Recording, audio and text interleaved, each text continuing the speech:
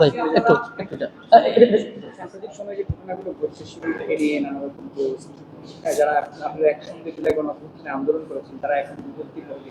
তো ঢাকা বিশ্ববিদ্যালয়ের ডাকসুর নির্বাচনের তফসিল ঘোষণার পরপরই কিন্তু এগুলো আরো সামনে স্পষ্ট হতে থাকে। ডাকসুকে কেন্দ্র করে কি ধরনের কোনো হতে পারে?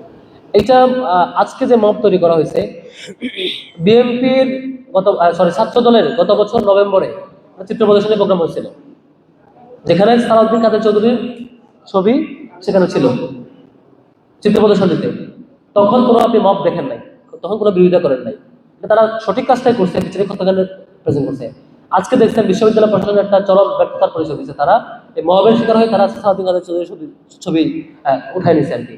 যেমন তো আজকের মবটা ক্রিয়েট করা, এভাবে আরো হয়তো এটা আরো করতে থাকবে। যারা রাজনৈতিকভাবে শিক্ষার্থী বিচ্ছিন্ন, যারা ডাকসুকে ভয় পায়, যারা গণতান্ত্রিক প্র্যাকটিসের ডেমোক্রেটিক প্র্যাকটিসে ভয় পায়, তারাই মব ক্রিয়েট করে। যারা স্বচ্ছতাকে ভয় পায় তারা মব ক্রিয়েট করে। এটা আগেও হয়েছে, এখনো হচ্ছে আর কি। এটা মূলত ডেমোক্রেটিক প্র্যাকটিসকে, শিক্ষার্থীদের ম্যান্ডেটকে, শিক্ষার্থীদের মতামতকে ভয় পেয়ে, আশঙ্কা করে, শিক্ষার্থী বিচ্ছিন্নতাকে ঢাকতে কোটি কয়েক মানুষ এ ধরনের রিয়েকশনগুলো দেখাচ্ছে এবং বাজে ফ্রেমিং করে মব সৃষ্টি করার কাজ করছে। আর এটা কখনোই দিন শেষে সফল হবে না, ইতিপূর্বেও সফল হয় না।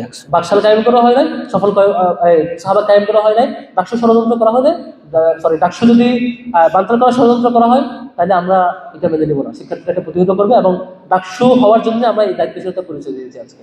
এবং শিক্ষার্থীদের ডেমোক্রেটিক প্র্যাকটিসে যাতে অটুট থাকে, কোনো ধরনের ক্লাস তৈরি না হয়, বিরোধিতা তৈরি না হয়, তারা মব ক্রিয়েট করার পরও আমরা সহনশীলতার পরিচয়টা দিয়েছি এবং দায়িত্বশীলতার পরিচয় দিয়েছি।